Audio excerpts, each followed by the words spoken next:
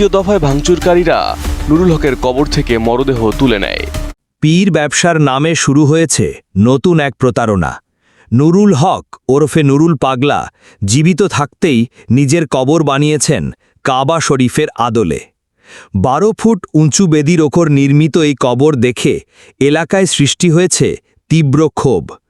উলামায়ে কেরাম বলছেন, ইসলাম কখনো কবরকে কাবার মতো বানানোর অনুমতি দেয়নি। এটা শিরক ও বিদ্দাতের ঘৃণ্য রূপ।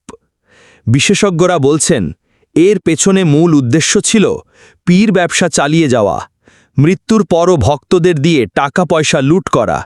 কিন্তু এর মাধ্যমে সরল বিশ্বাসের মানুষ ধীরে ধীরে পড়ে যাচ্ছে শিরক ও বিভ্রান্তির ফাঁদে। মুসলিম বিশ্বের প্রাণ কাবা শরীফ, যেখানে আল্লাহর একত্বের প্রতীক, সেই কাবার আদলে কবর বানানো আসলে ইসলামের সঙ্গে স্পষ্ট প্রতারণা। ধর্মপ্রাণ মুসলমানরা বলছেন, এ ধরনের প্রতারণা রুখতে হলে সমাজকে সচেতন হতে হবে আর ফিরতে হবে কুরআন ও সুন্নাহর আসল শিক্ষায়।